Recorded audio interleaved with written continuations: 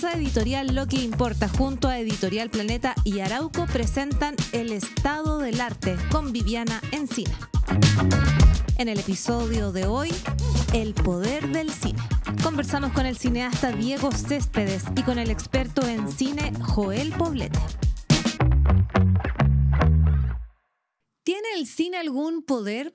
Hagamos la pregunta de otra forma. ¿Tiene el cine algún deber? Durante más de un siglo, las películas han sido una de las formas más poderosas de narrar el mundo. Y a través del cine entendemos el pasado, sus dolores y sus alegrías. Bueno, muchas veces incluso comprendemos mejor la historia cuando la vemos representada en una pantalla. Y también imaginamos el futuro. Las utopías y distopías del mañana se nos vuelven menos extrañas porque el cine ya nos las ha contado. No nos parece tan improbable que las máquinas, por ejemplo, se rebelen contra la humanidad. Esa historia ya la hemos visto muchas veces. Pero hoy la pregunta no está puesta ni en el pasado ni en el futuro. La pregunta está en el presente. En festivales como Cannes, Berlín o Venecia, en la crítica cultural y en la academia vuelve una discusión recurrente. ¿Tiene el cine la responsabilidad de tomar posición frente a los conflictos del mundo?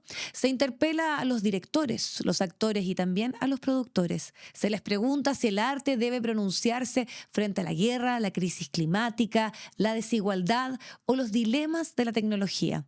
Para algunos el cine, como toda forma artística, tiene inevitablemente una dimensión política. Y para otros, exigirle al arte una posición es un contrasentido, porque la libertad artística, dicen, está por encima de cualquier obligación. Pero también hay otra discusión que atraviesa en estos momentos al cine. Y no tiene que ver con qué historias se cuentan, sino en cómo las estamos viendo. Se debate una nueva muerte del cine, una crisis que está provocada por las plataformas y estos formatos que compiten por algo que es cada vez más escaso: nuestra atención. Vivimos en una cultura del scroll infinito, de videos breves que disputan segundos de mirada, y eso también está cambiando nuestra relación con las historias largas. Mientras las series dominan el consumo audiovisual, el cine vuelve a preguntarse por su lugar. Del cine que está cambiando, del cine que sigue imaginando el mundo y del cine que está pronto a celebrarse en los premios Oscar vamos a conversar en el día de hoy. Pero también del cine que están haciendo, de esas miradas jóvenes, valientes, como la del director Diego Céspedes, que triunfó en el último Festival de Cannes con su ópera prima, La misteriosa mirada del flamenco, película que hoy se estrena en las salas chilenas. Todo eso y más en El Estado del Arte.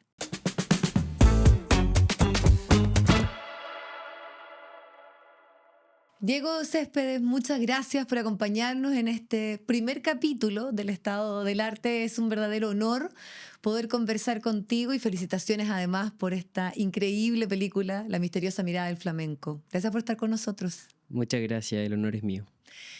Llegaste y estás como con el jet lag de muchos viajes, de un año, Sí. de un 2025 marcado por el paso por un sinfín de festivales, pero sin duda que lo icónico fue lo ocurrido en Cannes. Uh-huh. ¿Soñaste en algún momento con ganar un premio tan importante a una ópera prima como es Una cierta mirada, que es el nombre de este premio que recibiste? No concretamente. Creo que desde que recibimos el premio todo fue bien sorprendente. O sea, no lo esperábamos y por eso la alegría crece. Como lo inesperado siempre da más adrenalina. Y hay un video cuando ganamos. De esa alegría, desbordada. Que habla un poco de cómo nos sentimos. Y desde ahí ya va a pasar casi un año y no hemos parado. O sea, nos hemos parado de mostrar la película afuera. Con un muy buen recibimiento, entonces, y hemos podido viajar con las chiquillas del cast, con el elenco, entonces ha sido muy lindo toda la experiencia, pero sin todavía poder mirar atrás y decir como, bueno, vivimos todo esto y ahora es tiempo de calmarse. Ya, ¿y eso tú por qué crees que es necesario como ese tiempo un poco de digerir, uno podría pensar, este film? Porque es tu ópera prima y además tocas temas complejos, como es el VIH en los años 80, como es un pueblo minero donde este grupo de travestis de alguna manera forman una familia, refugian a una niña, hay mucha ternura, hay varios matices que son súper interesantes de analizar en tu película. Sí, yo siempre digo con este tipo de películas que es un trabajo de muchos años y yo pienso que son muy parecidas a un cuadro que se pinta muy lento, porque uno va escogiendo los colores, las texturas, el tipo de lienzo, son muchas cosas y mucho detalle, entonces uno tiene el tiempo para construir y reconstruir y eso es la película. La película habla desde muchos lados, pero sobre todo yo diría que el tema que engloba todo esto es la familia escogida y creo que son personas al final del día que la sociedad le dijo no, ustedes no pertenecen acá. Agarró sus cosas, se fue a la mitad del desierto, hicieron su casa y construyeron sus propias reglas y lo que nace ahí es muy lindo, porque es la vida con toda la miseria que puede tener, es la vida que querían tener en términos humanos. Sí. Y eso es lo lindo de la película. No teníamos plata allá, no tenemos plata acá, pero sí tenemos una familia que creamos y sí tenemos la ternura que buscábamos. La ternura, me gusta esa palabra porque es algo que escasea por estos días. Más bien estamos inmersos en un mundo bastante cruel. Entonces tú decides, si bien hay crudeza, hay marginalidad, hay exclusión, que es un poco lo que tú reflejas en lo que pasa en esos años, prejuicio y desconocimiento también lo que significaba el VIH, pero hay mucho amor, eso sobresale, esa ternura está presente en cada una de las palabras, de la forma en que forman ellas una familia. ¿Por qué crees que también es importante abordar temas difíciles, temas incluso políticos, pero desde lo amoroso? Sí, es que yo creo que vivimos en un mundo de mucho miedo, la gente está asustada, hoy puede ser la seguridad, mañana puede ser otra cosa. Siempre vivimos en una sociedad que empuja mucho al miedo y la violencia va de la mano con el miedo. O sea, no habría violencia si no hubiese miedo. Y en ese sentido y en el contexto en el que estamos, esta es una película de estas personas que dijeron como no. O sea, vivimos acá, lo reconocemos porque hay muchas escenas violentas también en la película, pero justamente dicen, no, nosotros no vamos a responder a lo mismo. Y de hecho es una película que pudiese parecer o pudiese quizás verse de afuera como vamos a odiar a cierto grupo de personas y hace todo lo contrario. Dice como, acá estas puertas de esta cantina igual están abiertas para otras personas y lo vemos en la película.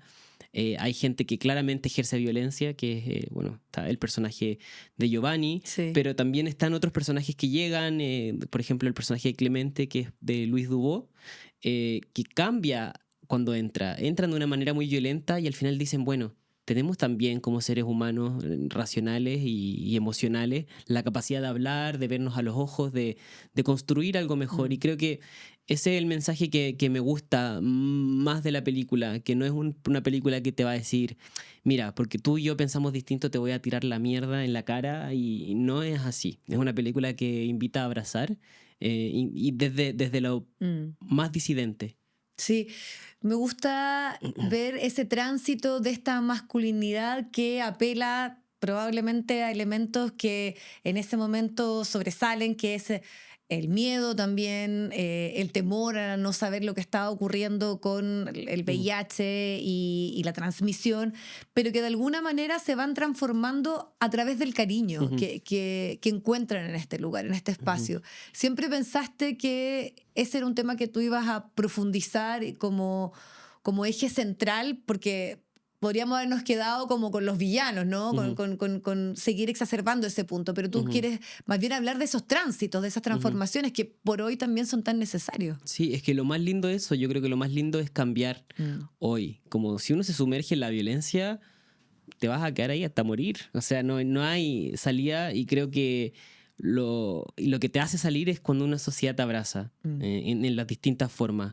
Las personas que son violentas o las personas que ejercen discursos de odio tienen un pasado muy violento porque hay algo que no les está dando sentido en su propia realidad y la violencia se ejerce hacia afuera. Entonces, hablar de lo otro es importante y sobre todo de la transición de los hombres. Yo, que soy una persona muy política y claramente siempre hablo de mi posición política y no creo y niego que nosotros queramos excluir a otro grupo. Es todo lo contrario. Cuando se habla como de una exclusión ridícula a los hombres heterosexuales, eso no es así. O sea, esta película habla sobre, a ver, tenemos la capacidad de conversar. Sí. Y esta transformación que tienen los personajes habla sobre eso. Le dicen como, bueno, podemos pelear eternamente, podemos agarrarnos a balazos a todo acá, pero si se quedan aquí podemos celebrar también. O sea, es un pueblo que está muerto. Y lo más bonito es que eso ocurre a través de cosas tan humanas como el afecto físico, como el abrazo, como el escuchar, que es algo también escasea en este momento como en las sociedades. Entonces, me gusta que esa transformación de esta masculinidad que viene a enfrentar un poco a este grupo, precisamente cambia a partir de algo tan simple como escucharlos, quererlos, abrazarlos. Sí, y eso pasa, eso es así y nos pasa como en el día a día. Cuando la gente, es como cuando la gente se enamora, ¿no? Que empieza a actuar con una tranquilidad que no sabes de dónde viene, y es porque te sientes querido, quieres querer. O sea, esta sensación de estar enamorado, de que la vida repentinamente empieza a funcionar mejor y empieza a decir, bueno, quizás no era tanto el contexto adverso, sino era como yo tomaba las cosas. Y eso es la película. Hay muchos de ellos que se enamoran y dicen, bueno, vivimos en un pueblo aislado, vamos a crear nuestras propias reglas y celebrar, no tenemos de otra. En muchas de las conversaciones que tuviste en este paso por festivales, tú también hablas de tu origen, hablas de una peluquería, donde muchos de tus personajes estaban presentes y donde también viviste, como tu mamá incluso te hablaba del VIH y llegabas a soñar. ¿Cómo es esa infancia que te marca a ti estos temas, después transformarlos en una película y hoy de alguna manera hacer una invitación a todos a conectarse y a mirar las cosas de otra manera a partir de lo que tú viviste de tan chico, ¿no? Que era como este miedo a algo que no se entendía en el momento, pero que estaba marcado por una carga? Sí, es interesante cómo a veces funciona como el cerebro humano, porque yo cuando escribí la película no pensaba en esta historia que estaba. Incluso si es tan directa, no era lo que me motivaba a escribir la película. De hecho, lo que más antiguo recuerdo de la película es mi hermana chica pintándole la uña a mi hermano grande y mientras cahuineaban. Y esa intimidad me pareció linda y es lo que se atraviesan en los dos personajes protagónicos. Pero claro, ahora que lo veo con una retrospectiva más amplia, lo veo, o sea, sí es verdad, mis papás vivían todos en la población, una población de Peñalolén, y ellos tenían negocios y armaron una peluquería, no sé exactamente por qué, donde trabajaban y también vivían en otra parte. Y trabajaban con los chicos gay del lugar y todos murieron de SIDA, todos. Entonces, y mi mamá cuando yo iba creciendo le tenía un terror a esa enfermedad que a mí no entendía qué era. Imagínate un niño que también tenía la formación que tenía, no entendía qué era esto y sabía que era terrible, que la gente moría de una forma horrible y todo desde un prejuicio tremendo. Incluso mi mamá, que lo conocía, pero también actuaba desde tener miedo. Y así fue creciendo y me fue afectando a muchos niveles, como incluso ya en una vida más adulta, en cómo uno se enfrenta a la sexualidad, al prejuicio, a llevar las dos cosas juntas. Esto seguía persistiendo un poco, Sí, esa infancia. Sí. Y indirectamente cuando empecé a escribir la película, este contexto, porque no es una película que hable y trate sobre el VIH-Sida siempre, habla de muchas cosas. Habla de muchas cosas y es medio una montaña rusa, pero claro, este contexto vino de una manera súper natural. Sí, y lo bonito es que tú al explicarnos que habla de muchas cosas, también está súper presente la mirada de una niña, de Lidia. Me es imposible no pensar que también hay mucho de ti, de lo que te pasó a ti en ese momento, en esa infancia, en lo que ella quiere como conocer, porque claro, tiene una relación muy especial con quien ejerce el rol de la maternidad. Entonces eso es algo que tú explotas también bastante, que es eso de las familias elegidas, pero también de romper con los cánones de la familia tradicional y que al final lo fundamental es el amor. Volvemos como un poco a ese tema inicial. ¿Cómo fue ese trabajo, sobre todo? Porque sale muy natural, creo yo, en el rol de quienes interpretan a estos dos personajes, tanto al Cisne como a Lidia, en que se puede percibir, se puede notar, uno como con la piel, de alguna manera se ve interpelado por ese amor puro que tienen ellas. Hay algo muy interesante de trabajar con niños. Creo que es trabajar desde una mirada súper desprejuiciada. Cuando hablan de no saber que las disidencias están un poco están corrompiendo a los niños y a las niñas, cuando uno lo ve desde el otro lado y también cuando uno lo ve desde otra clase social, eso no es así. Las familias históricamente y sobre todo en Chile y en países de mucha vulnerabilidad, las familias no se componen como tradicionalmente. Sí. Acá principalmente tenemos familias donde la mamá se ha hecho cargo de los niños. O sea, esa es la familia. Yo en la familia. Hay una abuela, una tía, claro, porque hay que ir a trabajar. Es la familia que yo más conozco y se rompe el modelo conservador de una forma natural. Entonces, hablar de eso creo que es una realidad mucho más tangible en Chile. Y cuando se habla desde este punto de vista de una niña, se habla de una niña que no tiene el prejuicio que tiene, como los adultos le van metiendo cosas a los niños y diciendo como esto es malo, esto es bueno. Es una niña que fue abandonada, que la recogieron, porque si no en este desierto, el desierto se le iba a comer. Sí. Y la criaron con mucho amor. Y esto no es una historia que simplemente yo haya tomado. Hay muchas veces que ha pasado eso. Entonces digo, y la criaron con mucho amor y la niña no reconoce, no le importa qué tiene entre las piernas o cómo se vista. Eso es muy secundario, una parte de una identidad. La que la niña reconoce es ternura, es amor. Sí. Esta persona me cuida, no me cuida. ¿Qué me da esta persona? Un niño realmente reacciona así. Y esta niña tiene mucha ternura y mucho amor por las personas que la cuidaron porque la criaron de una forma muy cercana. ¿Y cómo llegaste al casting? ¿Cómo llegaste a esa Lidia? Porque es fundamental para la película. O sea, yo creo que es uno de los aspectos clave de la misteriosa mirada del flamenco, esta chica que es sorprendente y que se ve sometida, porque tu película además tiene algo de western, tiene algo como de realismo mágico. No era fácil encarnar ese rol. No, buscamos, yo escribí este personaje como basado mucho en mis primas y en mis hermanas, que tenían eran niñas pero tenían una mentalidad adulta, con mucha ironía. Sí. Eso pasa cuando uno está rodeado de tantos adultos de manera muy, muy temprana edad, y la buscamos, buscamos 300 niñas y no aparecía. ¿Cuánto te costó? ¿Eso fue años? Yo creo que como un año estuvimos buscándola, sí, con Roberto Matus, que es el director de casting, buscando mucho tiempo hasta que apareció la Tamara, que es una niña que no tenía ninguna formación artística, pero que no tenía una vergüenza con la cámara. Y no tenía tampoco el prejuicio, porque ella justo a esa edad es cuando los niños ya empiezan a tomar sus propias construcciones, y no tenía eso. Entonces tenía una inocencia, una ternura y sobre todo un talento increíble. Hay una escena que es la clímax, cuando hay la escena de western que tú dices. Yo pensé que la iba a tener que grabar en varios planos distintos, porque dije, bueno, se tiene que aprender a bajar de la moto, apagarla, cargar una pistola, disparar, mirar atrás. Todo esto, dije, una niña. Lo hizo en la primera toma, solo una. Y yo, cuando en ese momento llegó, que era más allá de la mitad del rodaje, dije, siento un orgullo tremendo por lo que es ella y por lo que hemos hecho juntos. Ni Uma Thurman se atrevió tanto, porque es como bien Kill Bill esa escena que hablábamos como un poco de este juego y los distintos géneros que están presentes.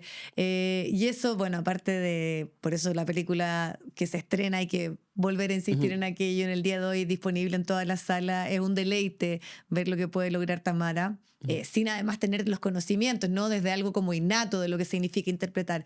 Pero esta es una película que a ti te tomó, tú me dijiste 5 a 6 años que la escribiste, y pasaste por todos los pasajes de lo que significa hacer cine en Chile. La falta de financiamiento, tener que buscar tal vez ahí colaboraciones internacionales.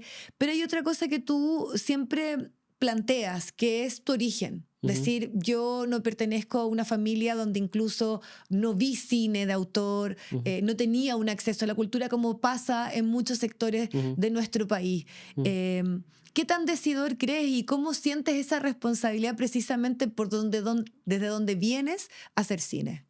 Sí, yo creo que la mayoría de los chilenos no tuvimos y no tenemos acceso a la cultura. No es algo que esté ahí como en otras estructuras sociales.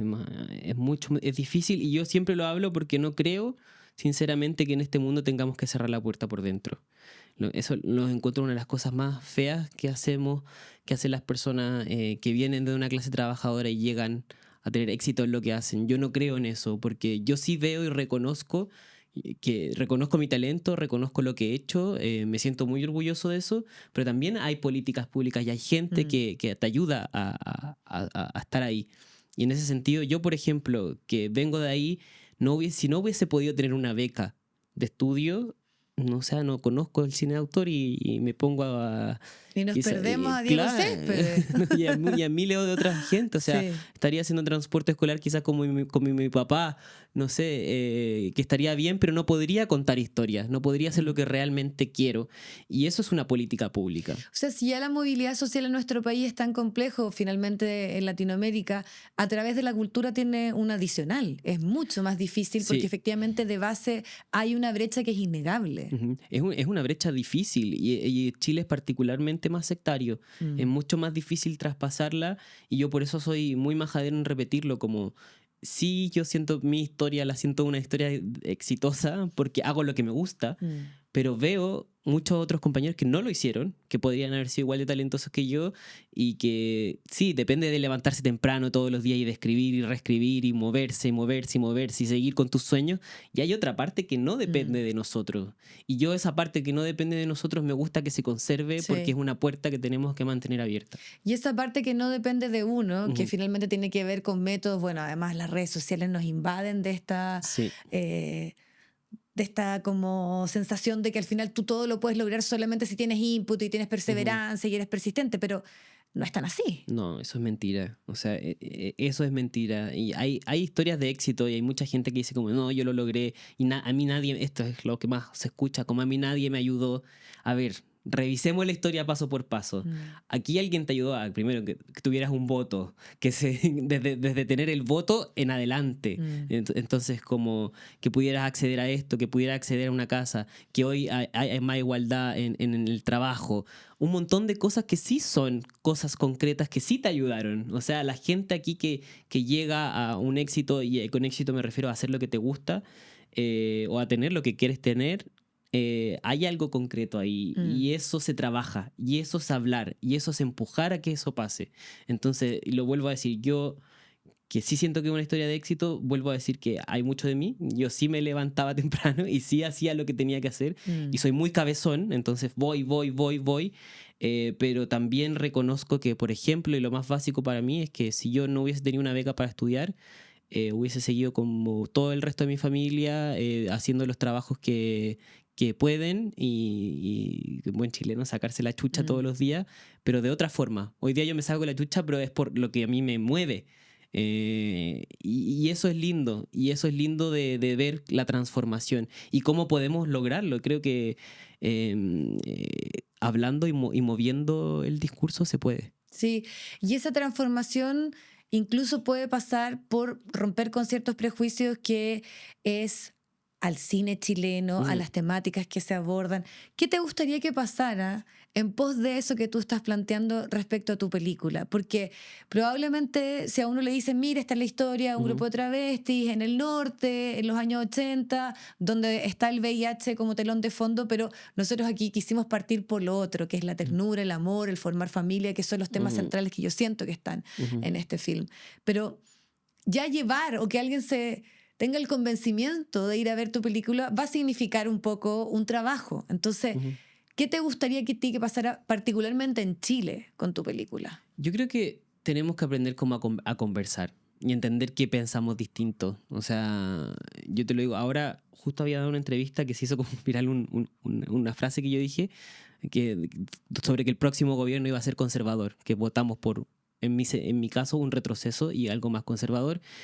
Y la mayoría de los comentarios, bueno, hay gente que me apoya y otra gente que son ofensas. Claro. Literalmente no leyeron la entrevista, no la abren, acusan la orientación sexual y bla, bla, bla. Entonces, parte de una no conversación. Todo parte de una no conversación. Y una respuesta de violencia. De violencia enseguida cuando yo dije mi posición política. Y no estoy diciendo que haya sido que vaya a boicotear la opción que votaron la mayoría de los chilenos. Digo que en mi opción política tengo derecho a decirle que no me digan y que no por eso reciba un insulto. Entonces creo que primero hay que conversar. Hay que entender que la sociedad, y creo que hay que entenderlo profundamente, que somos diferentes. Y por más que tú empujes un discurso conservador de que la familia es así, no es así. O sea, los gays, las travestis, las trans han existido desde tiempos inmemorables. O sea, revisemos la historia griega, por ejemplo. O sea, es como la diversidad existe en todas sus formas desde hace mucho tiempo y eso, por más que intenten poner un sistema, no se va a acabar. Entonces digo, desde ahí partir porque queremos un discurso de igualdad es la base y en el público chileno nos falta eso, nos falta poder entendernos que tú quieres tu posición, yo tengo mi posición y hablamos. Diego, y ahí tú creo que tienes 30, ¿no? Ujú. Y muchos de los estudios dan cuenta que hoy incluso la juventud prefiere perder, qué sé yo, libertades, ciertas garantías en pos de otros temas. Sí. Estamos bombardeados, bueno, y las redes también cumplen ahí un rol de mostrarte ciertos modelos de éxito un poco únicos. Entonces hay una obsesión hoy. Sí. ¿Cómo lo ves tú, que en el fondo eres generacional muchas veces, de esas personas que finalmente se han volcado y son votantes hoy de sectores más conservadores, que están dispuestos a que muchas de esas luchas incluso se relativicen en pos de ciertas garantías económicas? ¿Qué reflexión, qué pasó en el camino que se llegó a eso? Yo creo que es una generación muy decepcionada, una generación que también atravesó la pandemia, muy decepcionada de todos los modelos que estaban. Y en ese sentido vino las redes sociales, y lo que vemos en las redes sociales no es gratuito. O sea, sí hay algoritmos, y si eso lo sabemos cuando hay gente detrás. hay gente ¿no? detrás de eso. O sea, eso. que tú estemos hablando de zapatos y que te aparezca una publicidad de zapatos, es la prueba más pequeña de que lo que aparece en las redes sociales sí hay un control atrás, sí hay alguien moviendo un discurso político importante y que tiene que ver con el surgimiento de la ultraderecha en todo el mundo, porque aquí se puede criticar a Boric, pero en otros países que está toda la ultraderecha popular, no hay un Boric. Entonces dices, ¿qué es lo que está pasando detrás? No es el presidente el que no hizo elegir un gobierno ultraderecha, sino un discurso que es mundial, que tiene que ver con una generación decepcionada que dice, hay un modelo que nos están ofreciendo donde si yo me esfuerzo mucho y si yo puedo votar al que está al lado, puedo lograr más. Puedo lograr más, puedo tener más plata, puedo acumular más bienes y eso es un modelo económico que tenemos que apoyar. Pero la verdad es, y los números es, que no es así. Yo soy una persona que apoya la ciencia, me encanta la ciencia, me encanta la tecnología, me encanta que sea una sociedad progresista. No creo que la economía, y me encanta que tengamos una buena economía, pero no es así, o sea, no se logra disparándole al otro, y eso es con números.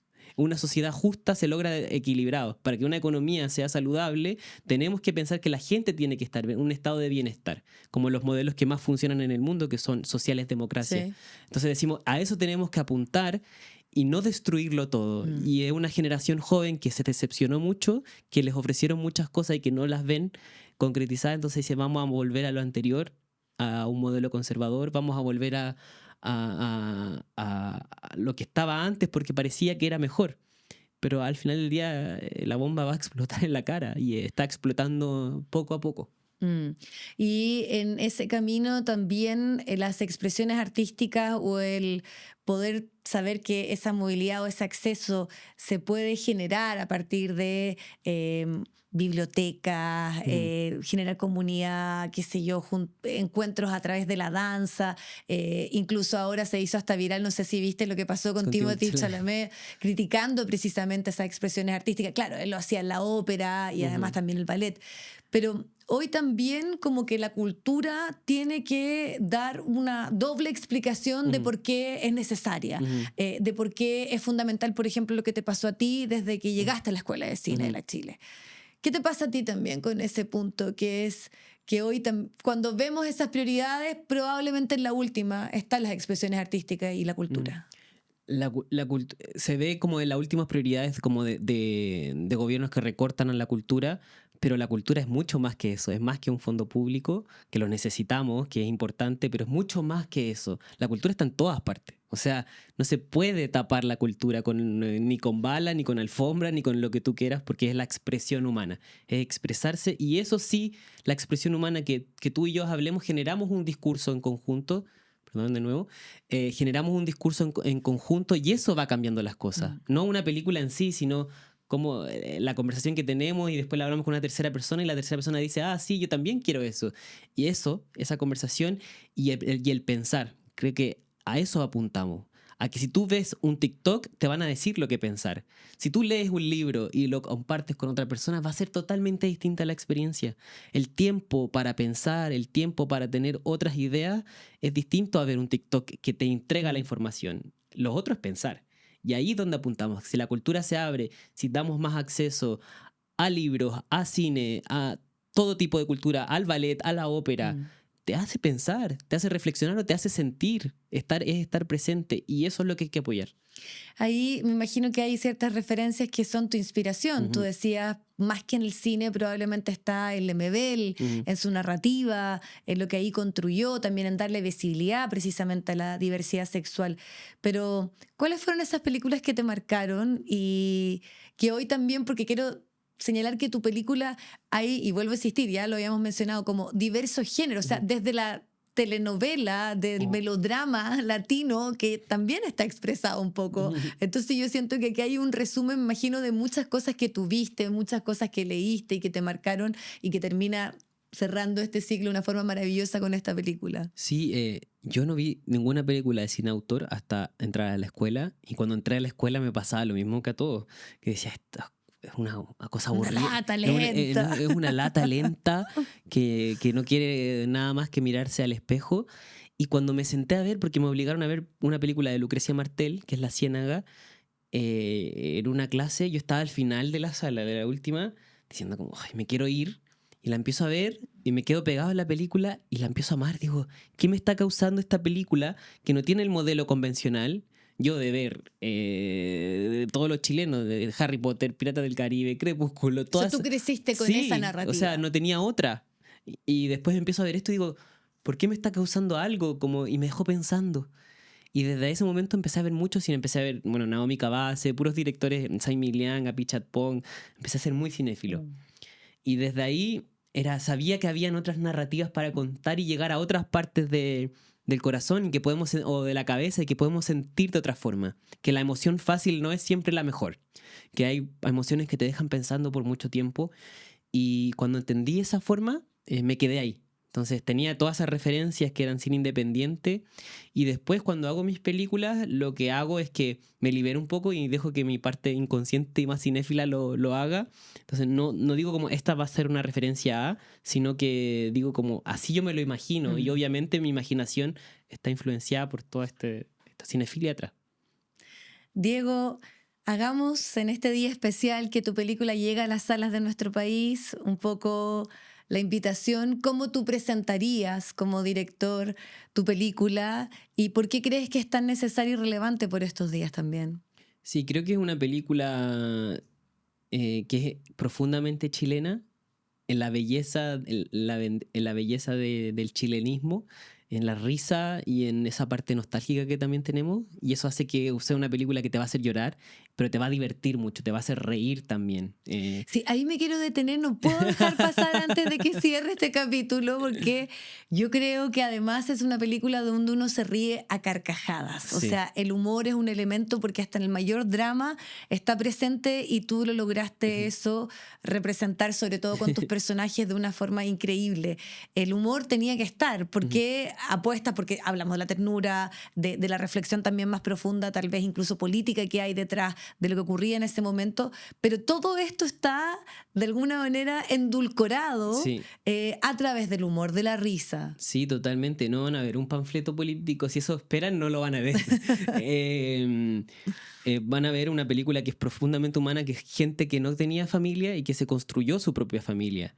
Y en esa construcción de la familia, y lo que siempre digo, en la búsqueda de la ternura, hay algo profundamente chileno, que tiene que ver desde las risas hasta llorar juntos. Y esa emoción la hemos visto que conecta mucho con la gente, y realmente se van a divertir por las risas y por el llanto. Diego Céspedes, muchas gracias por acompañarnos en esta primera edición, nuestro primer capítulo. Te deseamos todo el éxito y ojalá salas llenas, disfrutando de que es una de las mejores películas, me atrevería a decir, de los últimos años en nuestro país. Ay, muchas gracias por la invitación, un honor.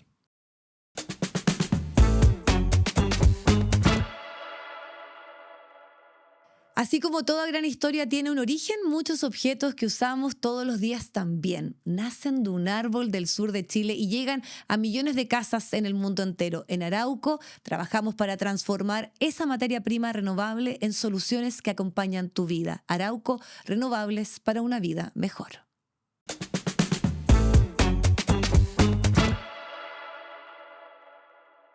Bueno, y hoy queremos recomendarles un tremendo libro. Esta es una reedición Quiltras de Arelis Uribe, un libro que es íntimo, es político, retrata a estas mujeres en los márgenes, mujeres de barrios populares, pero también es un libro que habla de amor y esto está presente en toda esta precariedad. Es un libro urgente y que ya son 10 años que han pasado de esa edición de 2016, que fue premiado, incluso destacado por el New York Times, y que tiene además una invitación a sumergirnos en esta historia a través del prólogo de la escritora peruana Gabriela Wiener. Ahí ya uno se engancha y recuerden también que en esta edición, luego de 10 años, hay un cuento adicional.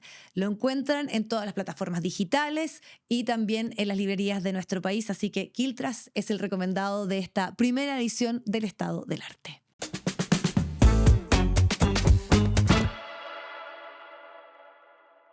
Bueno, Joel Poblete, crítico de cine, académico. Nos volvemos a reencontrar para hablar de los Oscar. Con Joel nos tocaron incluso unas transmisiones ahí de largo aliento hace algunos años atrás. Así que gracias, porque como tú sabes, esta es nuestra primera edición, nuestro primer capítulo del Estado del Arte.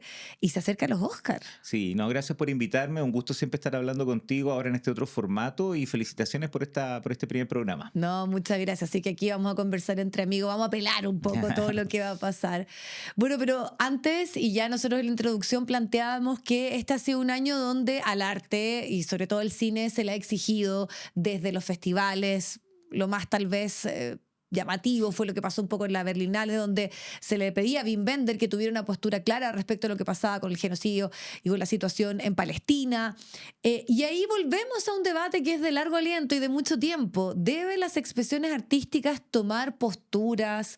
¿Deben estos festivales, por ejemplo, hacer una condena más clara o tener una posición más precisa? ¿O más bien dejamos que el cine haga lo que tenga que hacer? ¿Cómo lo ves, Joel? Siempre un tema complejo justamente separar el arte, la cultura de lo político, pero finalmente igual están súper ligadas. Entonces ese es el problema de lo que finalmente contestó Wim Wenders, legendario cineasta alemán, que era el presidente justamente del jurado y que desató una serie de reacciones en redes sociales, comentarios de especialistas que hasta el día de hoy se sigue hablando de eso y también por lo mismo muchos esperan ver qué va a ocurrir con los Oscars, qué tan políticos van a ser o no. Pero mi visión personal es que sí, indudablemente el arte es político. A lo largo de la historia, si nos vamos incluso a los tiempos del cine mudo, hay películas que de una manera u otra están conectadas con la política. Algunas películas quizás tienen un sentido más artístico, donde lo político está más en segundo plano, pero siempre de una manera, incluso hasta en las comedias románticas podemos encontrar política. Lo que pasa es que siempre la gente relaciona lo político con lo partidista, sí, y a veces la política va mucho más allá de eso. Entonces, partamos por ese lado que yo creo que sí es importante.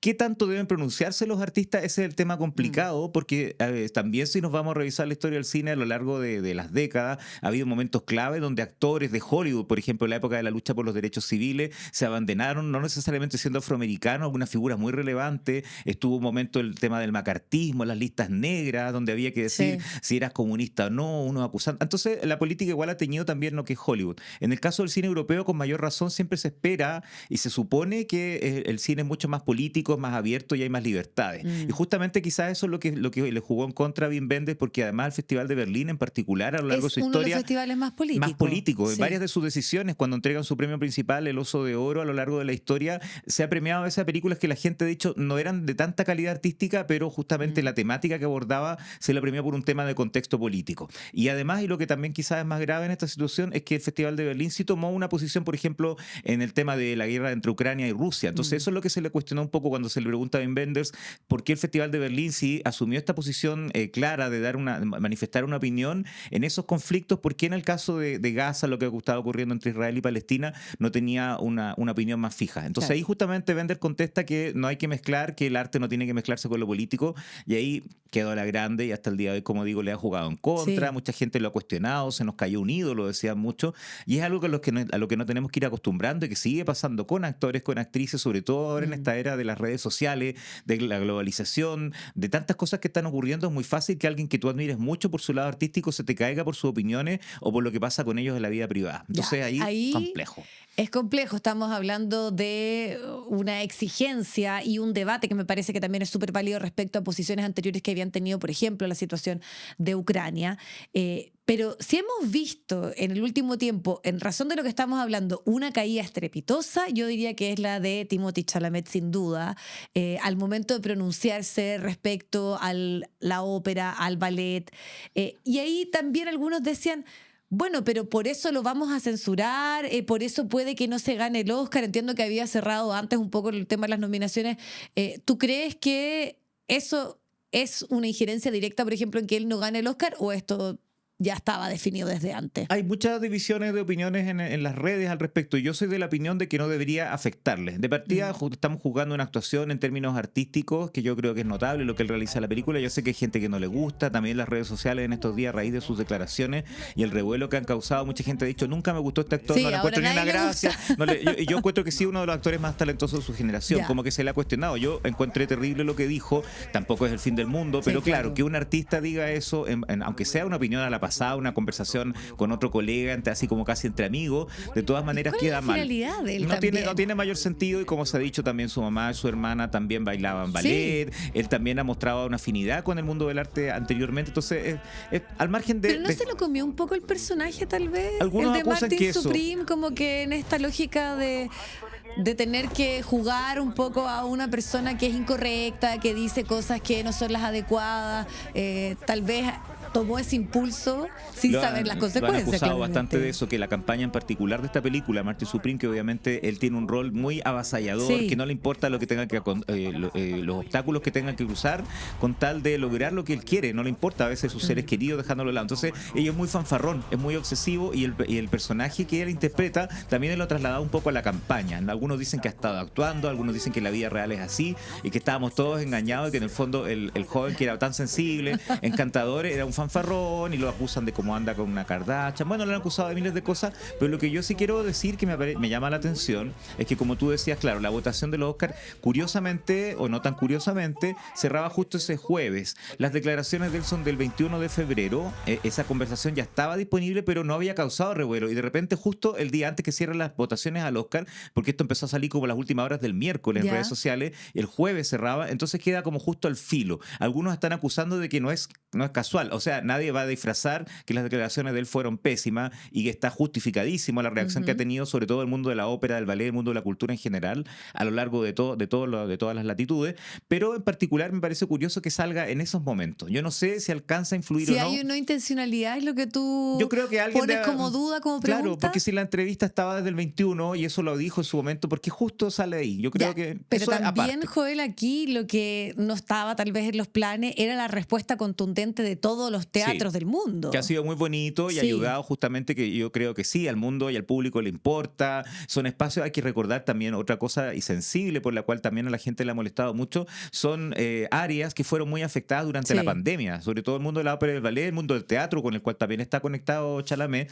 Entonces muchos dicen que fue muy poco solidario de su parte, sabiendo lo que les ha costado en algunas compañías, algunos teatros, salir adelante, seguir convocando públicos, que él salga con una opinión tan ligera como esa, con instituciones y artes que están desde hace siglos, antes que el cine incluso. Claro, y incluso un poco esta pugna entre el mainstream y expresiones artísticas que la mayoría, además del mundo, están en un debate porque la cultura ha ido perdiendo su rol, su financiamiento, entonces flaco favor se y le en hace, particular en sin Estados duda. Unidos, que se ha cuestionado mucho al Exacto. gobierno actual, las actitudes que ha tomado Trump, justamente poniendo su nombre en el Lincoln Center, en el Kennedy Center, justamente, que era como que todo el mundo lo asociaba de una manera, Sí. y él tuvo que poner su apellido. La gente ha cuestionado mucho eso, ha provocado un gran revuelo a nivel mediático y en redes sociales en el mundo de la cultura. Entonces es un ámbito que está muy sensible, que está sometido a mucha presión justamente por el gobierno actual de Trump en Estados Unidos. Entonces, que él salga con una opinión que, como digo, es una opinión ligera, pero a estrellas como él uno espera a estas alturas que tampoco es un niño, hay que recordar que tiene 30 años, entonces cuando algunos dicen, pobrecito, si es tan joven, se le pudo escapar. Como perdonémoslo por eso, más yo o igual menos. también puedo ser un poco condescendiente Sí. y entender que, claro, no es una persona quizás tan madura en muchos aspectos y se le escapó, pero fue muy mala su decisión de opinar algo así, claramente no lo pensó. Ya, pero ahí lo que sí ha sido como un ejemplo, e incluso tú lo ponías al inicio con un debate claramente mucho más interesante respecto a lo que pasó con Wim Wenders y algunos diciendo se me cayó, que es un poco la cancelación, que ha estado Exacto. bien presente y hemos visto a estrellas o directores o festivales que después pasan por una situación muy compleja y les es muy difícil. ¿Cómo ves también que el cine y lo que pueda pasar en los próximos Oscars va a estar un poco determinado por aquello? Porque también la libertad y la expresión artística hoy está bien como tratando de adecuarse un poco a las tendencias, a la moda, a lo que debo o no decir, y eso limita sin duda la libertad.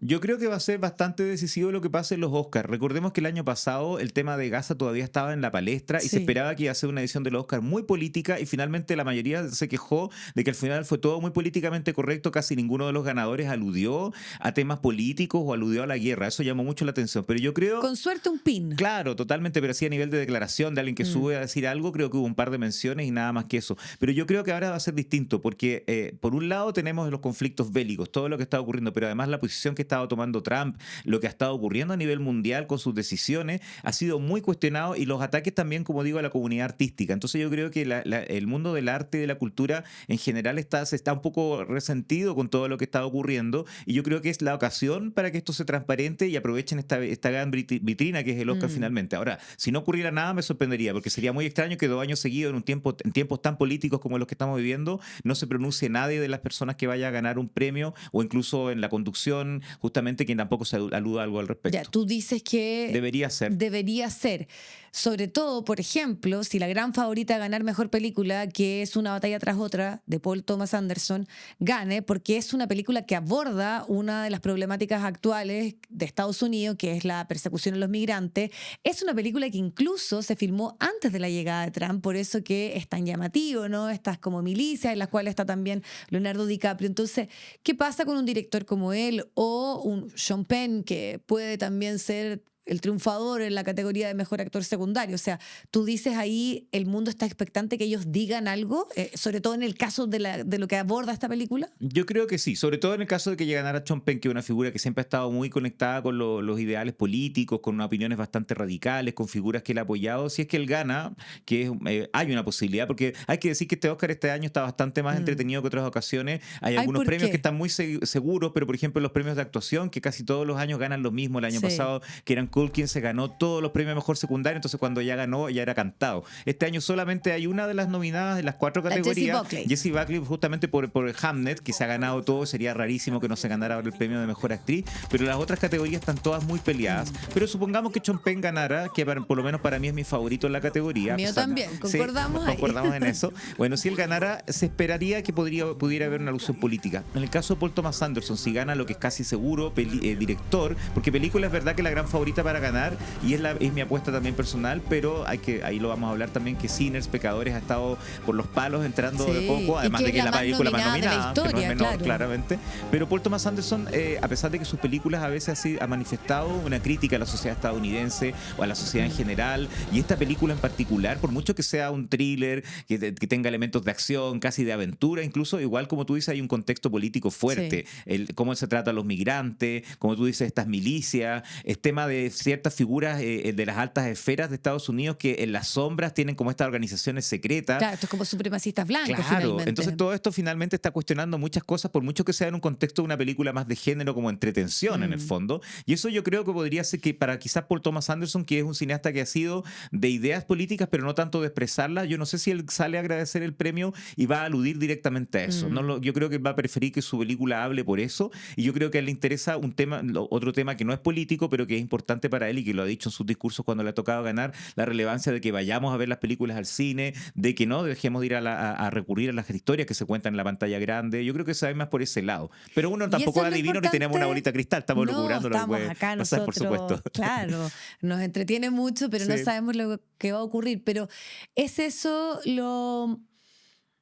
lo esperable que las películas, sobre todo volviendo a este debate inicial, ¿no? De cuánto debe estar el discurso presente o si debe estar en las decisiones estéticas, en la filmografía. Y te lo pregunto porque también tenemos algunos, el mismo Ricky Gervais, cuando Sí, estuvo en la conducción de los de los Globos Globos de de Oro, Oro, hace unos dijo, años. ustedes se van en sus limusinas, ustedes probablemente vienen ya de varias generaciones que tuvieron estudios, una preparación, no conocen la realidad, entonces no aprovechen estos minutos para decirle a toda la humanidad lo comprometido que están con una causa, porque también he visto a varios críticos connotados y incluso reflexiones de decir, bueno, pero ¿van a cambiar algo lo que está ocurriendo con el contexto de guerra, con las crisis climáticas, el que se pronuncien estos artistas que tienen mucho dinero, que son muy famosos? Entonces también hay otro debate ahí que se suma, ¿no? Totalmente. Siempre se ha discutido eso. En el fondo, lo que pasa es que ellos tienen una vitrina y una visibilidad, por ejemplo, un espacio como el Festival de Berlín que llega a distintas audiencias, entonces como que se espera eso. Pero también hay artistas, como decía antes, en el caso de quizás Paul Thomas Anderson, que quizás prefieren que sus películas hablen por ello. Entonces, un tema que siempre se ha cuestionado. En los viejos tiempos había gente, como dije, hubo ejemplos a lo largo de la historia de figuras que sí se pronunciaron políticamente y otros preferían que sus películas hablaran justamente por lo que ellos querían expresar. Estamos en una época en que todo está cambiando, como que ahora se le exige eso, pero yo ahí digo a quiénes se le puede exigir y a quiénes no. Uno de los problemas que hubo en el Festival de Berlín, por ejemplo, volviendo a lo que hablábamos al principio, es que Wenders, como es una figura, es un cineasta, ha pasado por distintas épocas, hizo sus películas cuando todavía existía el Muro de Berlín, una de sus películas más emblemáticas, El cielo sobre Berlín, conocida Sí. como Las alas del deseo, habla un poco de eso. La secuela de esa película incluyó a Gorbachev como parte, como un cameo. Entonces también ha tenido unas posiciones políticas de cierta manera que se han ido expresando. Por eso algunos dicen que a estas alturas que ya su vida es un poco más cómoda, algunos dicen más burguesa, quizás él prefiere no meterse en esos líos. Pero a otros actores, que él era un director, un cineasta, pero actores, actrices, en los siguientes días también se le fue preguntando y muchas veces los actores no son tan políticos, no tienen una opinión, entonces algunos se lo empezó casi como a llamar en redes a funarlos porque no tenían declaraciones.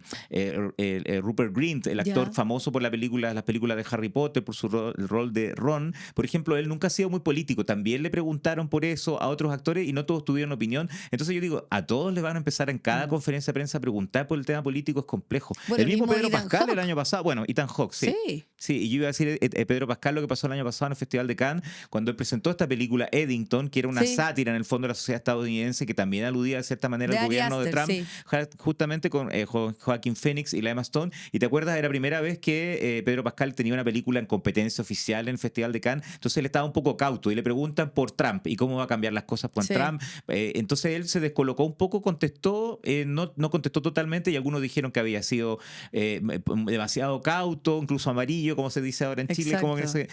pero él mismo lo Trató bueno... de salir jugando, pero Sí, claro, pero lo faltó bueno es que la ahí arregló una... después porque él Sí. pidió en otro momento la palabra y ahí completó mejor y funcionó, pero las redes sociales son implacables. Entonces lo primero que dijo, algunos lo acusaron de eso y a veces no tenemos el discurso completo. Lo mismo que pasó con Chalamet, que no lo voy a estar defendiendo, pero él vino en un contexto general, pero la frase estuvo mala. Entonces es un tema difícil hoy en día y cómo abordarlo no hay una receta realmente, porque está algo que está evolucionando. Porque como digo, antes a ciertas figuras se les pedía que opinaran de política, pero a otras nadie les iba a preguntar eso en una conferencia de prensa. Pero ahora a cualquier figura del mundo de la música, del mundo del teatro, Bueno, del la misma cine... Rosalía también le pasó en este También, último entonces año. es un tema complejo y que yo creo que los artistas en general todavía no saben cada uno cómo manejarlo. Algunos tienen representantes, otros no. ¿Qué deben decir? ¿Cuánto pueden opinar? Es algo que se va a ir regulando en estos años porque son años difíciles y estamos Sí. viviendo tiempos complejos en que nadie puede permanecer indiferente a lo que está ocurriendo. No pueden seguir viviendo tampoco en burbujas de cristal. Entonces Sí. como que todo eso es difícil.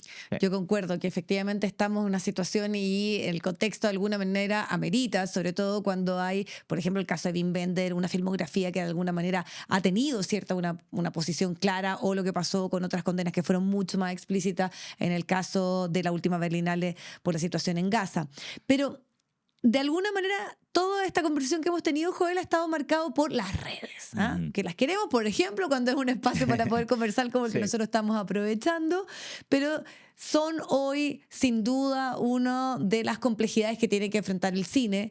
Y que tiene que enfrentar el cine, y lo decía también yo al inicio, en la forma en que cuentan las historias. Porque las historias de largo aliento y las películas que de alguna manera tienen un desarrollo, e incluso que no nos explican todo, no nos es tan fácil de digerir.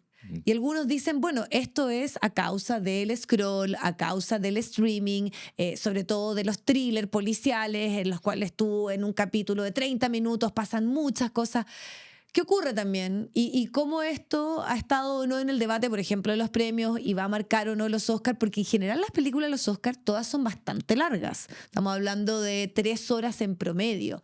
Pero lo que estamos consumiendo a diario es corto y de mucha acción y de que pasen muchas cosas en poco tiempo.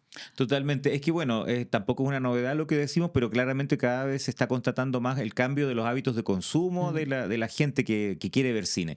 La mayoría con la pandemia en particular ya existían las plataformas, pero gracias a la pandemia la gente se acostumbró mucho más a ver las películas en su casa, tiene menos concentración para las películas, se va al baño, se va a hacer un picoteo. En cambio, cuando uno está en el cine, a pesar que también se puede comer en el cine, como que tiene otra costumbre. Y eso también influye con lo que tú mencionas, el tema de las redes sociales, que estamos todo como ese scrolleo de estar viendo todo más rápido, ya vi esta historia, quiero pasar a la siguiente. En la película también le están pidiendo algo y justamente se ha estado discutiendo en el último tiempo cómo las películas, especialmente las que son hechas directamente para plataformas, porque recordemos que hay algunas que se hacen independientemente y después la adquiere una plataforma para ser distribuida, que no hay que confundirlo. A veces hay películas, por ejemplo, que están en Netflix y la gente dice, está una típica película de Netflix, Sí. pero Netflix a veces la adquirió. Una de las nominadas al Oscar, Train Dreams, Sí. Sueños de Trenes, algunas personas han dicho, esto es una típica película de Netflix y esa película pasaron varios meses después de su estreno hasta que Netflix la adquiere, ¿ya? Entonces como que según las películas que son directamente hechas para plataforma, están siguiendo unas fórmulas, están siguiendo una receta que se ha discutido. Una reciente entrevista de Matt Damon con Ben Affleck se habló justamente de eso por una película que ellos tenían en Netflix, como ellos,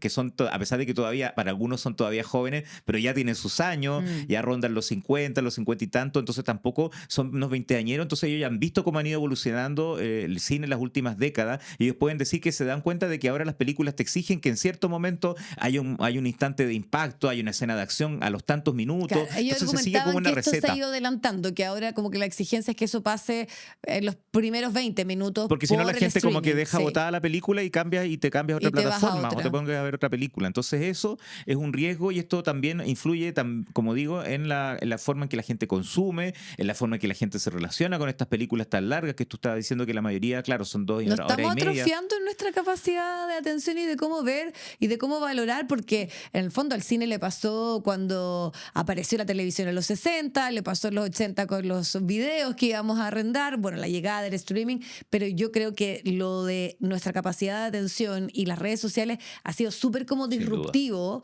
y uno lo ve sobre todo en las generaciones más jóvenes que hoy están acostumbrados a un bombardeo de información, de imágenes, entonces uno piensa cómo nuestra capacidad de escuchar historias y de tener nuestra atención se ha modificado y se ha alterado completamente. Totalmente, eso es muy notorio. A mí que me toca hacer clases con mis estudiantes, a veces uno muestra clásicos del cine, ni siquiera estamos hablando de los años 30 o 40, sino que de los años 80, una secuencia y uno nota que ya la encuentran más lenta, que no tiene tanto ritmo. Pasa mucho, estamos acostumbrados, incluso en un medio como el que estamos ahora, en los podcasts, que supone que tienen que durar cierta cantidad de tiempo porque la gente ya se empieza a desconcentrarse, una conversación no dura demasiado. Ya, Entonces, como esperemos que no aguanten solo los 17 minutos. Ya ojalá que estamos. con nosotros no estén aguantando en ese sentido, pero sí, como que pasa mucho y todo se está adecuando a eso. Entonces, cuando eso empieza a influir en los criterios artísticos, eso es el tema, porque uno entiende que las plataformas tengan que medir la cantidad de cuánta gente lo está viendo, cuánta gente lo está siguiendo, los likes en las redes sociales, pero como que las formas artísticas uno dice, bueno, al director le darán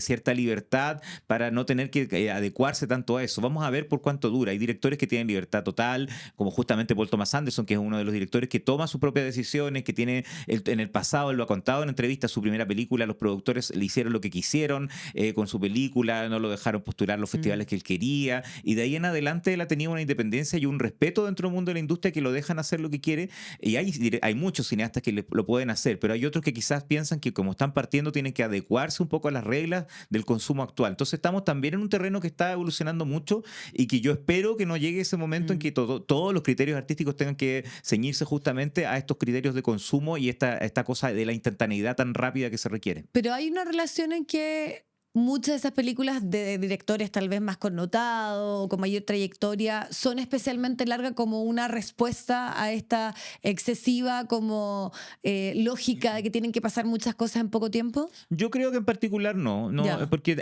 a lo largo de toda la historia ha habido películas más largas. Las últimas décadas ha habido algunas más largas, sobre todo las que son más de autor, que normalmente no llegan a los cines chilenos, están más en el circuito festival, algunas que duran 5, 6 Sí. horas, 7, hasta 10 horas. Entonces, Que claro, ganas de tener todo ese tiempo que se tenía, sobre todo porque están en un contexto, universitario. sí, están en un contexto de festivales y la gente Sí. lo puede entender o en ese contexto más cinéfilo, pero obviamente lo que llega a multisala hay ciertos límites.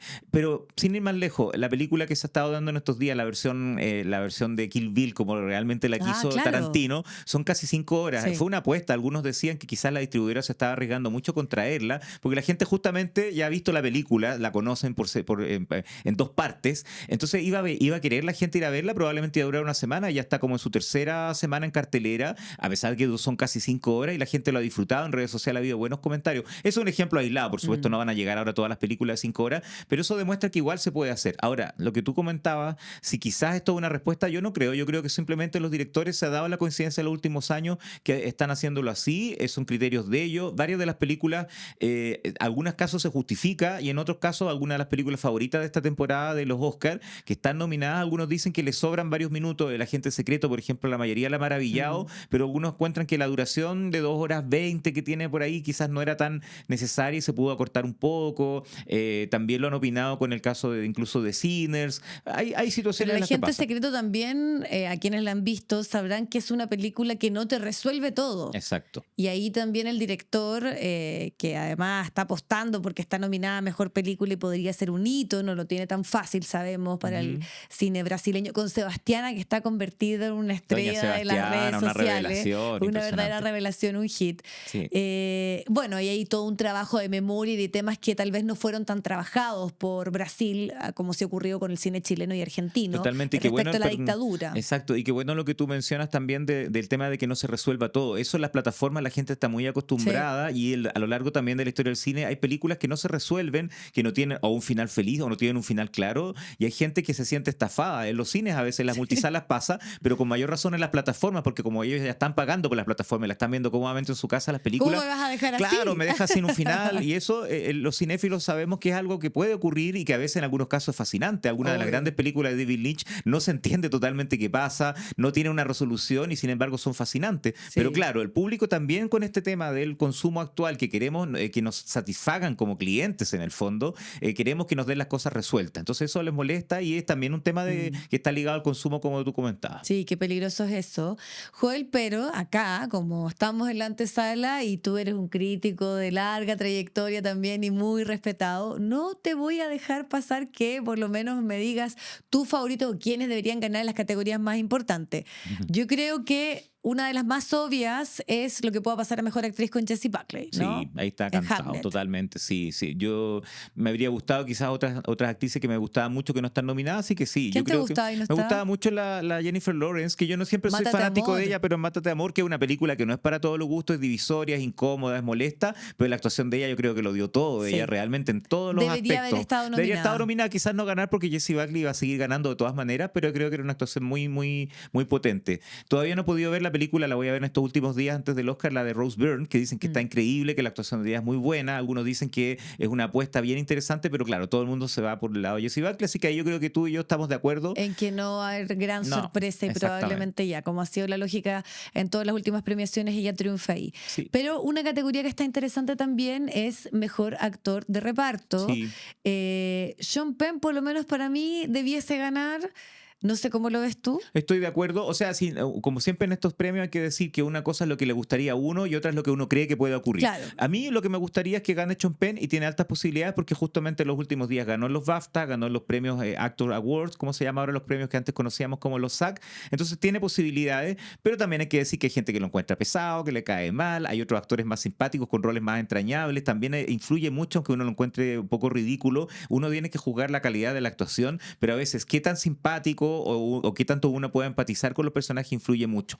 Y ahí podría ser, y no me extrañaría que pudiera ganar Stellan Skarsgård, un actor queridísimo Sentimental Value. por Sentimental Value, valor sentimental queridísimo, con una gran trayectoria que ha estado incluso en series como Andor, lo hemos visto en películas muy masivas, incluso de Marvel, lo hemos visto en películas de autor durante décadas, nunca lo habían nominado al Oscar, tiene un rol que muchos encuentran que quizás es lo mejor de la película, yo ahí no estoy totalmente de acuerdo, pero creo que lo hace muy bien y creo que sería un premio por su personaje, por una película que ha sido muy querida y que quizás no gane otros Oscars, no, quizás la única posibilidad que tendría es una película muy querida, aunque también en película internacional puede que ahí gane. Vamos Sí, a ver eso qué te iba a pasa. decir, película internacional puede ganar y algunos hacían un análisis de que igual me llamó mucho la atención, como problemas de gente muy blanca y muy Sí. del primer mundo, Eso. que en el fondo tiene que ver con los traumas familiares, esta hija actriz, este director que es muy famoso, muy conocido, y que eso hace que haya cierto público o cierto jurado que sientan que tienen que premiar otra película. Podría ser, no sé cómo lo ves tú en ese caso, El Agente Secreto, o está ya más o menos claro que va a ser En película valor internacional, sentimental. yo creo que lo que sí sabemos que en los últimos años ya se ha hecho casi una tradición. Antes era una rareza, en los tiempos de La vida es bella, El tigre y el dragón, cuando una película era nominada en película extranjera, como se llama en esa época,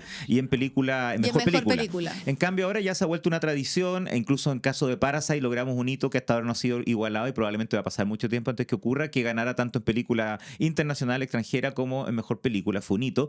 Y entonces ahora en los últimos años, cuando una película está en ambas categorías, uno sabe que va a ganar. Pero como ahora, igual que el año pasado, hay dos películas nominadas, podría ser la una o la otra. Está o Valor Sentimental o El Agente Secreto. Yo creo que como El Agente Secreto ya ganó el año pasado Brasil, que nunca había tenido un premio Oscar y fue muy histórico, y también son dos películas Aún ambientadas en la estoy aquí. dictadura, creo que es un poco más difícil. Y Valor Sentimental, a pesar de que El Agente Secreto tiene mucho fanatismo, mucho amor de los cinéfilos. Porque es de verdad una carta de amor al cine, También. ¿no? Con todos los géneros que están ahí presentes. Claro, y otros guiños cinéfilos que tiene. Entonces es una película muy querida, pero yo creo que Valor Sentimental ha sido una de las grandes favoritas de la temporada y sería raro que no ganara nada. Entonces yo creo que puede ganar película internacional, puede ganar Skarsgård, a pesar de que me gusta mucho, que no es mi favorito en actor de reparto, actor secundario. Ojo, que también es bueno, ya que estamos hablando del tema de la política ligada al cine, ahí está nominada una película que muchos creían hace unos meses que iba a ser la fija ganadora, que es la película iraní, con todo lo que está pasando con Irán, que es una película que igual... Fue solo aunque un accidente. Fue solo un A accidente, mí me Jafar gusta Panahi, mucho. a mí también, ganadora de la Palma de Oro en el Festival de Cannes. Entonces algunos pensaban que iba a ser la clara ganadora. Además, Panahi, que es su director, que ha estado encarcelado, que lo ha pasado pésimo en los Que ha últimos grabado años. la clandestinidad Y que prácticamente esta película todo. la hizo clandestino y ahora por fin logró quedar libre, pudo salir, ir a recibir la Palma de Oro en el Festival de Cannes, ahora va a poder estar en los Oscar, que jamás él había podido ir, no había estado nominado directamente, también está nominado por su guión. Era una gran ocasión para premiar el cine iraní, por una película que además cuestiona, aunque sea en clave de humor, de suspenso, pero igual está cuestionando al régimen iraní y con todo lo que estaba pasando en los últimos días, era una Y con ocasión un precisa. final brutal que debe estar Claro. dentro de los finales que uno recuerda por un largo De la última rato, temporada, ¿no? sí. Entonces estaba todo dado, pero al final la película fue bajando de intensidad, no se está hablando mucho de ella, entonces claramente está entre Valor Sentimental y El Agente Secreto, donde yo creo que A debería ir mejor por Valor película Sentimental. internacional, y ahí Sí, también puede estar la disputa en el caso del actor secundario con Sean Penn. sí. Pero si nos vamos, tal vez una de las que más atracción está teniendo en este momento es la categoría de mejor actor, desde que Timothy corría con mucha ventaja y muchos decían, bueno, ahora sí es el momento para que él gane el Oscar. Después entró Michael B. Jordan. ¿Cómo lo ves tú? Leonardo DiCaprio como que ya sabemos que no. Sí, Leonardo DiCaprio no, porque ya lo ganó alguna vez, costó mucho para que ganara y la nominación es algo importante en lo que tomar en cuenta, que ya que lo sigan nominando con la gran carrera que tiene, demuestra que sigue totalmente vigente, la actuación de él es notable, para mí es mi segundo favorito, pero claro, no es por dónde se lo vayan a dar a él.